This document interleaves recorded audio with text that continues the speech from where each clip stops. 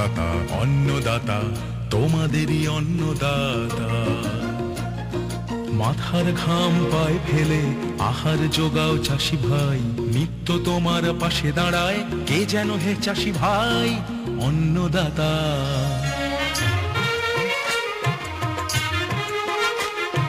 নবপ্রথায় চাষ করিয়া নতুন বীজের খোঁজ আনিয়া অধিক ফসল ঘরে তুলতে সূচনাকে দেয় অন্নদাতা। শস্য রক্ষা পশুপালনে বিজ্ঞানেরই অনুসরণে উন্নতির শিখরে তোমায় এগিয়ে কে দেয় অন্নদাতা। বঙ্গ কৃষক ভারত মাতার মুকুটমণি হবে, সেই লক্ষ্যে পৌঁছে দিতে সহায় কে বা হবে অন্নদাতা অন্নদাতা অন্নদাতা তোমাদেরই অন্নদাতা। রোজ সকালের মতো আজও উপস্থিত হয়েছি উন্নত কৃষি প্রযুক্তির বার্তা নিয়ে। সকলকে স্বাগত জানিয়ে শুরু করছি আজকের অন্নদাতা। শুরুতেই দেখুন আজকের হেডলাইন্স। গাজর চাষের অভিজ্ঞতা।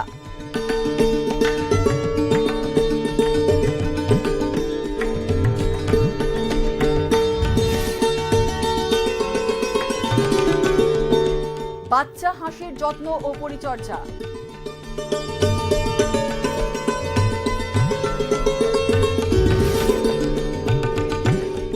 চীনা বাদাম চাষে কৃষকের অভিজ্ঞতা।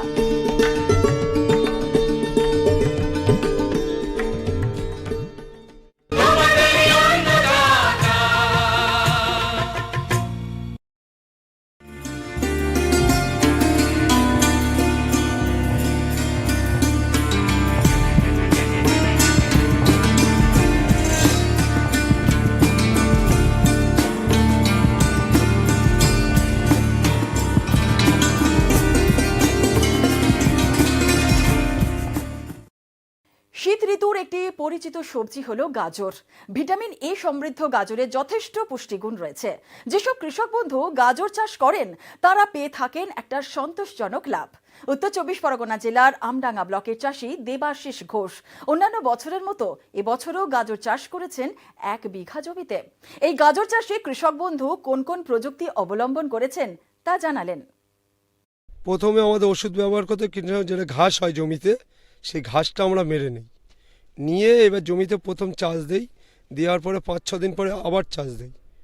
দেওয়ার পরে তৃতীয় নম্বর চাষ যখন দেই আমরা সার ছড়াই, বিঘায় 1.5 কুইন্টাল করে ছড়িয়ে জমিটাকে শুকনো হয়। নিয়ে এইবারে 4-5 দিন পরে আবার আমরা ওইটাকে ভাঁটি দিয়ে বীজ রোপণ করি। বিঘায় আমরা 600 করে দানা দেই 40 শতকে। রোপণ করার পরে ওটা আমাদের জল দিতে হয়। চারা উঠলে 5-6 দিন পরে চারাটা উঠে যায়। আবার ওষুধ ব্যবহার করতে হয়, সেটা ওই ঘাস মারার জন্য। গাজরে কোনো অসুবিধা হয় না, গাছে নিড়িয়ে দিয়ে আবার জল ছেঁচ দিই যখন, তখন সীমিত পরিমাণে আমাদের নাইট্রোজেন কিছু, পটাশ কিছু 10-26 দিয়ে ছেঁচ দিতে হয়। বিঘে 40-45 হাজার টাকা খরচা মোটামুটি। জমিতে তেল দেই, মানে ঘাসটা মেরে নেই। আবার যেসব ঘাস আগাছা বার হয় সেইগুলো মেরে নিয়ে আমরা লোকদের নিরোই। বিঘায় আমাদের 10-12টা করে লোক যায়। মাটিতে একটু হালকা যখন শুকনো আসে সেই জমিটাকে আবার ছেঁচ দেই আমরা, কিছু অল্প হালকা পরিমাণ নাইট্রোজেন দিয়ে ছেঁচ দিয়ে দিই। 20 দিনের ভিতরে আমরা ছেঁচ দিই। উঁচু জমি তো অবশ্যই দরকার, ভালো হয় একটু কাতি গোরেন টাইপের জমি হলে ভালো হয়, তাহলে গাজরটা মানে অল্প দিনে হয়, জল যত দিতে পারবে ঘন ঘন গাজরটা ভালো হয়। তাও আমাদের গাজরের ছেঁচ হচ্ছে টোটাল, আমরা এবছরে যেমন 5টা ছেঁচ দিচ্ছি তাঁতের বছর বলে, নাহলে নর্মালে 4টে করে ছেঁচা দেয়। 18-20 দিন অন্তর, কোনোটা 25 দিন হয়ে যায়। গরমের ভাব এসে গেলে গাজরের একটা লেদা ফুলে পোকা আছে, ওই পোকা আসলে গাছ পুরো কেটে দেয়। এই গরম আসলে গাজরের গাছে ঝলসানি রোগ আসে, পাতাগুলো যেন শুকিয়ে যায়। ওর জন্য কীটনাশক আমাদের ওষুধ ব্যবহার করতে হয়।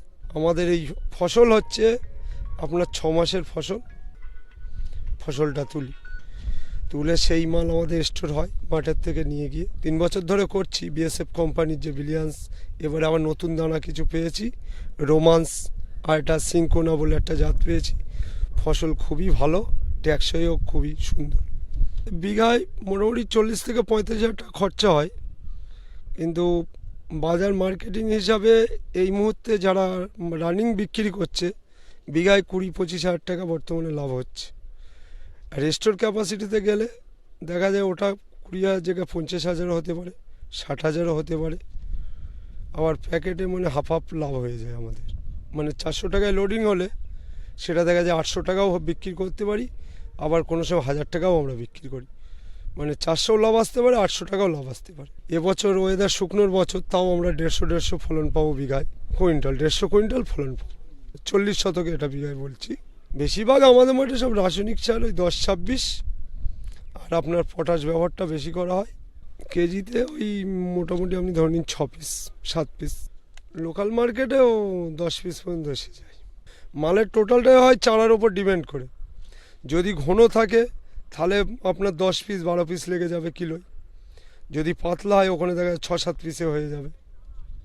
এটাই হচ্ছে ফাংশন, এছাড়া কিছু না।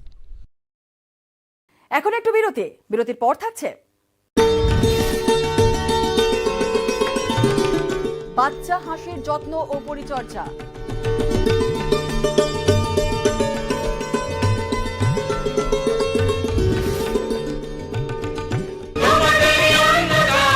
হুমকি নয় ছোটদের শাসন, সাফাই নাজমুলের।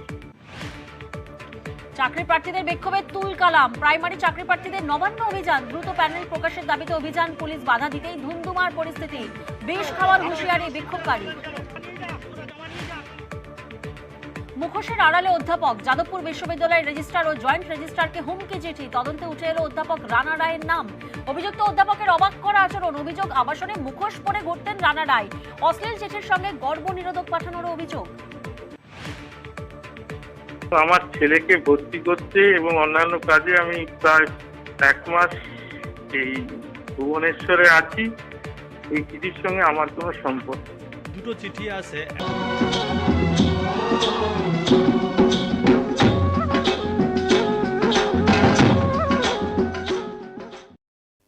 বিরতির পর ফিরে এলাম এই অনুষ্ঠানে।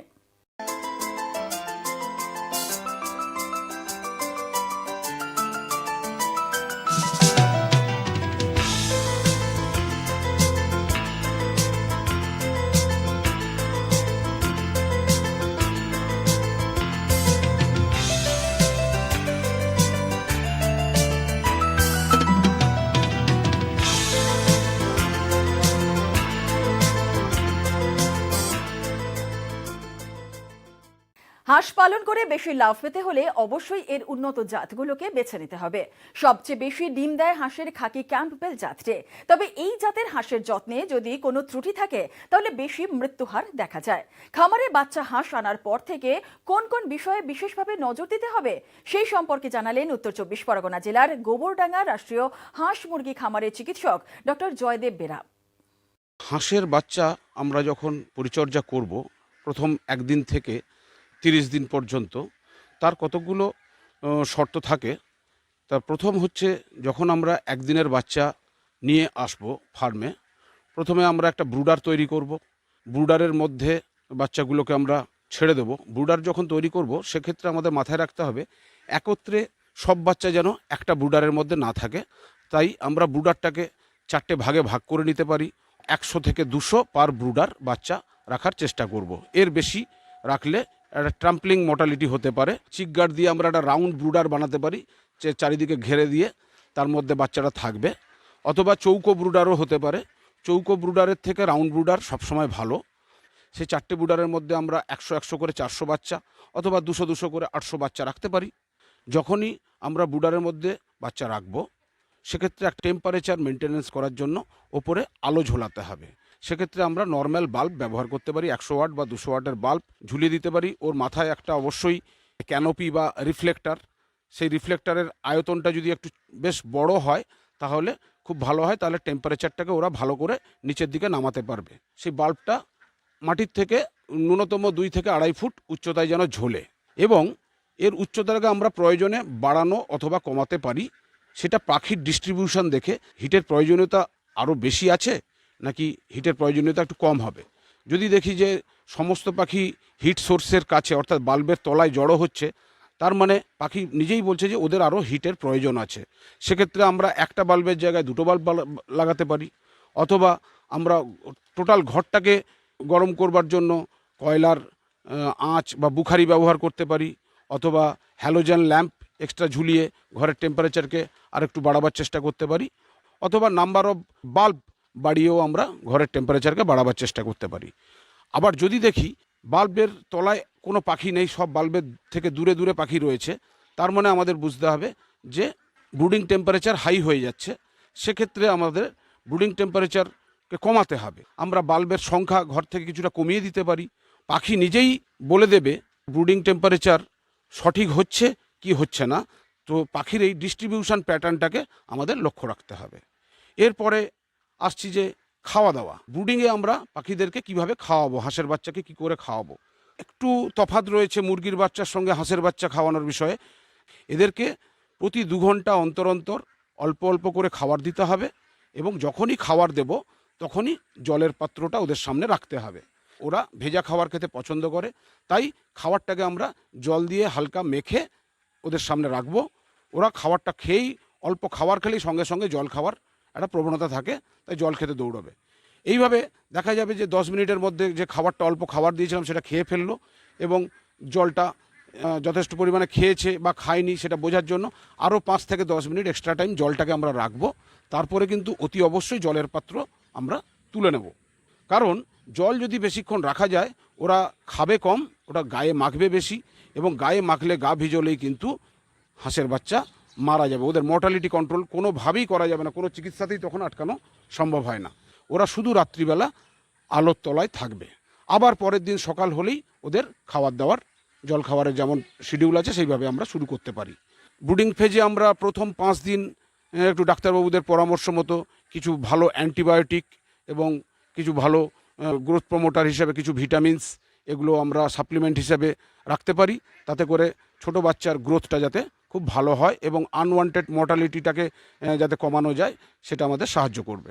মূলত আমরা এই সময় ডাক স্টার্টার, মানে একদম ছোট হাঁস বাচ্চার যে খাবার ডাক স্টার্টার, সেই খাবারটাকেই আমরা খাওয়াবো 1 দিন বয়স থেকে আপ টু 30 দিন বয়স পর্যন্ত।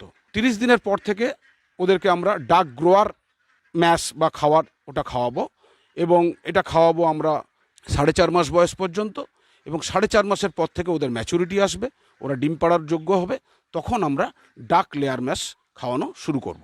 এইভাবে যদি আমরা মেনটেন করে নিয়ে যেতে পারি তাহলে কিন্তু আর্লি ডাকলিং মর্টালিটি যেটা বা ছোট বাচ্চার যে মর্টালিটি সেটাকে আমরা কম করতে পারবো, এবং সুস্থ বাচ্চা তৈরি করতে পারবো ভবিষ্যৎ প্রজন্মের জন্য।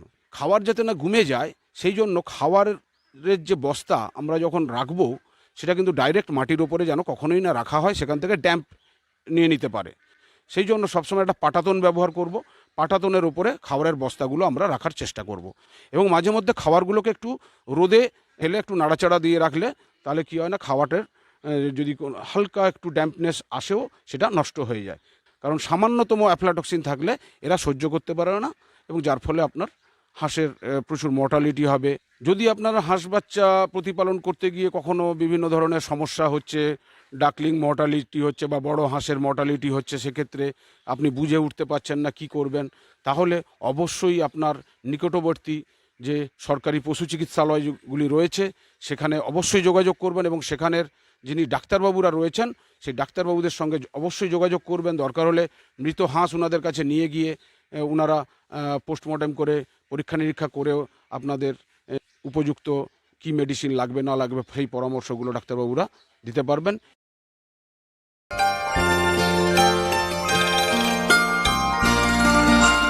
এবারে দেখুন অন্নদাতা হেল্পলাইন। দর্শকেরা আমাদের কাছে বিভিন্নভাবে যে প্রশ্ন করে থাকেন তার উত্তর নিয়েই সাজানো হলো অন্নদাতা হেল্পলাইন। পূর্ব মেদিনীপুর জেলার কোলাঘাট থেকে আমাদের দপ্তরে ফোন করেছেন ধনঞ্জয় সাহু। তিনি গাঁদা চাষ করেছেন। এখন তার জমিতে মাকড়ের আক্রমণ দেখা যাচ্ছে। এর নিয়ন্ত্রণ পদ্ধতি সম্পর্কে তিনি জানতে চেয়েছেন। গাঁদার জমিতে যেসব ক্ষতিকারক পোকার উপদ্রব দেখা যায় তার মধ্যে লাল মাকড় একটি। খুব ছোট সাইজের মাকড়গুলো পাতার নিচের দিকে থাকে। এরা পাতার রস শুষে খায়। লাল মাকড় আক্রমণের প্রথম দিকে পাতার উপরে ছিট ছিট দাগ দেখা যায়, পরে পাতার রং তামাটে হয়ে যায়, পাতাগুলো উল্টোনো নৌকোর মতো নিচের দিকে বেঁকে যায়। এর ফলে গাছের বৃদ্ধি থমকে যায়। পাতায় এবং ফুলে মাকড়গুলি জালিকা তৈরি করে। তখন ফুলের সাইজ ছোট হয়, ফুল শুকিয়ে যায় এবং ফলন কমে যায়। আবহাওয়া যখন গরম থাকে এবং বাতাসের আর্দ্রতা কম থাকে তখন মাকড়ের উপদ্রব বাড়ে। মাকড় নিয়ন্ত্রণের ক্ষেত্রে শুরু থেকেই সুসংগত ব্যবস্থা অবলম্বন করতে হবে। সঠিক দূরত্বে চারা রোপণ করতে হবে। জমিতে আগাছা রাখা চলবে না। সুসংগত উপায়ে গাছকে খাদ্যের যোগান দিতে হবে। বেশি পরিমাণে নাইট্রোজেন সার চাপান দিলে সেই ফসলে পোকার আক্রমণ বেশি হয়। মাকড়ের নিয়ন্ত্রণের শুরু থেকেই ফসলে নিমজাত কীটনাশক প্রয়োগ করতে হবে। 10,000 ppm এর নিমজাত কীটনাশক 2 থেকে 3 মিলিলিটার প্রতি লিটার জলে মিশিয়ে স্প্রে করলে উপকার পাওয়া যায়। বিকেলের দিকে কেবলমাত্র ঠান্ডা জল স্প্রে করলেও উপকার পাওয়া যায়। রাসায়নিক উপায়ে মাকড় নিয়ন্ত্রণ করতে যেসব বিষগুলো ব্যবহার করতে হবে এবারে সেগুলোর কথা বলা যাক। ফেনাজাকুইন 1.5 মিলিলিটার বা প্রোপারজাইট 2 মিলিলিটার বা অ্যাবামেক্টিন 2 মিলিলিটার প্রতি লিটার জলে মিশিয়ে স্প্রে করতে হবে। মাকড় দমনে কৃষি বিষ স্প্রে করতে হবে পাতার নিচের দিকে, সেক্ষেত্রে স্প্রেয়ারের নজেল ঘুরিয়ে নিতে হবে। এখন আবার বিরতির পর থাকছে চীনা বাদাম চাষে কৃষকের অভিজ্ঞতা।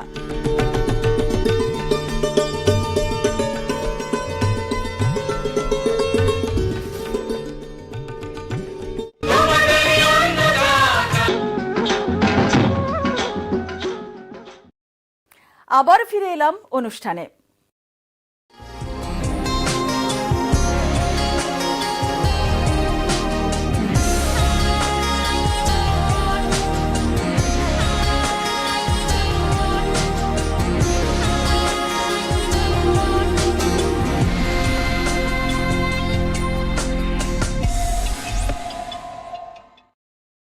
পশ্চিমবঙ্গের সবচেয়ে বেশি এলাকা জুড়ে চীনা বাদামের চাষ হয় গ্রীষ্মকালে। এ রাজ্যে প্রায় 70,000 হেক্টর এলাকা জুড়ে চীনা বাদাম চাষ করা হয়। তবে এই তৈলবীজের উৎপাদন আমাদের রাজ্যে যতটাই হোক না কেন তার বেশিরভাগটাই ব্যবহার করা হয় মুখরোচক বিভিন্ন খাদ্য তৈরিতে। নদিয়া জেলার কৃষ্ণনগর 1 নম্বর ব্লকের প্রগতিশীল চাষী আবু বক্কর বিশ্বাস প্রথাগত ফসল ধানের চাষ না করে বেছে নিয়েছেন এই তৈলবীজটিকে। তিনি চীনাবাদাম চাষের কোন কোন প্রযুক্তি ব্যবহার করেছেন তা জানালেন। আমি বিভিন্ন সময় বিভিন্ন রকমের সবজি চাষ করি, তার মধ্যে আমি এই সময় বাদাম চাষটা খুবই লাভজনক, সেটা আমি চাষ করেছি। আপনারা দেখতে পাচ্ছেন জমিটাকে প্রথমে প্রস্তুত করে নিতে হবে। জমি প্রস্তুতের সময় প্রথমে আমরা গরুর নাঙল বা ট্রাক্টর দিয়ে জমিটাকে চাষ দিয়ে নেব। চাষ দিয়ে নেওয়ার পরে জমিতে যদি আগাছা থাকে সেগুলিকে আমরা পরিষ্কার করে নেব। পরিষ্কার করে নেওয়ার পরে আমরা সার প্রয়োগ করব। যেমন ভার্মি কম্পোস্ট আছে, বিঘা প্রতি আপনার 4 বস্তা ভার্মি কম্পোস্ট এবং এর সঙ্গে ফসফেট বা পটাশ আমরা জমিতে ছিটিয়ে দিয়ে তারপরে আরেকবার চাষ দেওয়ার পরে আমরা বাদাম লাগিয়ে দিই। বাদাম লাগানোর সময় বিভিন্ন বীজ আছে, যেমন আইরেট একটা প্রজাতি, এলাচি আরেকটা। এলাচিটা আগে লাগানো হয়। 1 বিঘে জায়গায় যদি আস্ত বাদাম নেওয়া হয় খোসা সহ, তাহলে আপনাকে মোটামুটি 25 থেকে 30 কিলো বাদাম নিতে হবে। সেইটাকে খোসা ছাড়িয়ে আপনার দানা এসে দাঁড়াবে 18 থেকে 20 কিলো। সেই হিসেবে আমার এটা 1 বিঘে জায়গা, আমি এখানে 30 কিলো খোসা সহ আইরেট বাদামের বীজ নিয়ে এসেছিলাম। সেটাকে ছাড়িয়ে আপনার 20 কিলো মতো দানা হয়েছিল। সেটা যখন জমিতে লাগানো হবে তখন কিছু একটা কীটনাশক মিশিয়ে দিতে হবে। বাদামের বীজ শোধন করার সময় আমরা যেটা ডাইথেনিয়াম M45 বা ম্যাঙ্কোজেব 75% ওটা দিয়ে আমরা বীজটাকে শোধন করে নেব। বীজটাকে শোধন করে নিলে বাদামের অঙ্কুরোদ্গমটা খুবই ভালো হবে এবং প্রত্যেকটা বীজ থেকে চারা বার হবে। আমি বাদাম লাগিয়েছি 1 বিঘে জায়গায় বীজ লাগবে যদি খোসা সহ নেয় 30 কিলো, আর যদি দানা বীজ নিয়ে আসা হয় তাহলে 20 কিলো। আমরা লাগানোর সময় এখন বিভিন্ন যন্ত্র মেশিন বার হয়ে গেছে এবং গরুর নাঙলেও আমরা ফেলি। চারিদিকে গরুর নাঙলটা ঘুরবে এবং তার ডিস্টেন্সটা থাকবে 6 ইঞ্চি পরপর। প্রথমে 1 পাক যখন যাবে ওই প্রথম লাইনে আমরা 4 ইঞ্চি পরপর বাদামের বীজগুলো ফেলি। এইভাবে আমরা 1 বিঘে জায়গায় সম্পন্ন করি গরুর নাঙলে। বাদাম বীজ লাগানোর পরে যখন অঙ্কুরোদ্গম হয়ে যায় বা মাটির থেকে গাছ বার হয় তখন জমিতে আগাছা বার হয়।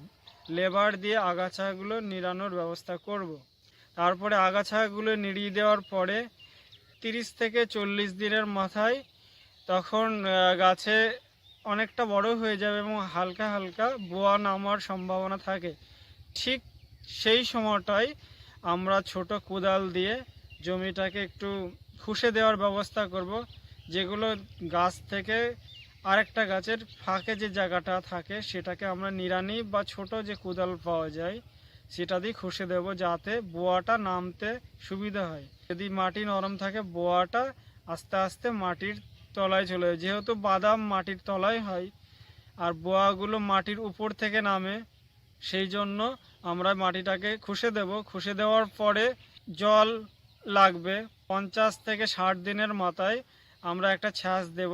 ছাঁচ দেওয়ার পরে যদি গাছ খুব বড় হয়ে যায় তাহলে আমরা পটাশ, আমরা এখানে 1 বিঘে জায়গায় 5 থেকে 7 কিলো মতো পটাশ দিই। পটাশ যদি না দেওয়া হয় তাহলে গাছ অনেকটা বড় হয়ে যাবে, আর বড় হয়ে যাওয়ার কারণে বাদাম গাছ পচে যাওয়ার সম্ভাবনা থাকে। বাদাম লাগানোর পরে যখন বাদাম গাছে ফুল আসবে এবং বোয়াটা নামবে সেই সময় মোটামুটি 40 থেকে 50 দিনের মাথায় একটা ছাঁচ দেওয়া হয়। তারপরে 70 দিনে একটা ছাঁচ দেওয়া হয় এবং তোলার সময় আর একটা ছাঁচ দেওয়া হয়। মোট 3টে ছাঁচ আমরা এখানে বাদামে ব্যবহার করি। এবং সেই সময় যদি জমিতে আগাছা থাকে সেই আগাছাগুলো লেবার দিয়ে নিড়ানোর ব্যবস্থা করতে হবে। 1 বিঘে জায়গায় নিড়াতে 4টে থেকে 5টা মনীষ লাগে। যদি লাগে সাদামাছি, ম্যাপ পোকা বা ওই বাদামের পাতা খেয়ে নেওয়া চুষি পোকাগুলো লাগতে পারে, সেই সময় আমরা নিম তেল বা সামান্য পোকা মারা জাতীয় যেসব কীটনাশকগুলো পাওয়া যায়, নিম তেল আছে, উস্তাদ আছে, পোলার আছে, খুব সামান্য ওটা দিতে হয়। 1 বিঘে জায়গায় 3 ঢপ জল, মোটামুটি 100 গ্রাম যদি ওষুধ নেওয়া আসা হয় তাহলে হয়ে যায়। একবার দেওয়া হলেই আর পোকা লাগবে না বাদাম গাছে। এবং 1 বিঘে জায়গাতে টোটাল আপনার বাদাম চাষে খরচ 7 থেকে 8 হাজার টাকা খরচ হয়। এবং 1 বিঘে জায়গায় যদি খুব ভালো ফলন হয় মোটামুটি 5 কুইন্টাল থেকে 6 কুইন্টাল পর্যন্ত বাদাম হতে পারে। এর আগের বছরে আমরা 4,500 থেকে 5,000 টাকা কুইন্টাল বিক্রি করেছিলাম। এবং 1 বিঘে জায়গায় 5 থেকে 6 কুইন্টাল যদি বাদাম হয় তাহলে আপনার 25,000 থেকে 30,000 টাকা পর্যন্ত বাদাম বিক্রি করতে পারবেন। অল্প খরচে আপনার অনেকটাই লাভবান হতে পারবে। বাদাম চাষটা আপনার লাগানোর পর থেকে তোলা পর্যন্ত 3 মাসের ফসল। এই অনুষ্ঠানটি আপনাদের কেমন লাগছে? আপনারা আর কি কি দেখতে চান অন্নদাতা অনুষ্ঠানে? জানিয়ে চিঠি লিখুন। আমাদের ঠিকানা Annadata, news 18 Bangla, Godrej waterside, tower 1, Salt Lake, sector 5, Kolkata 91। অনুষ্ঠানটি আজকের মতো এখানেই শেষ করছি। আবার দেখা হবে কাল সকালে। নমস্কার।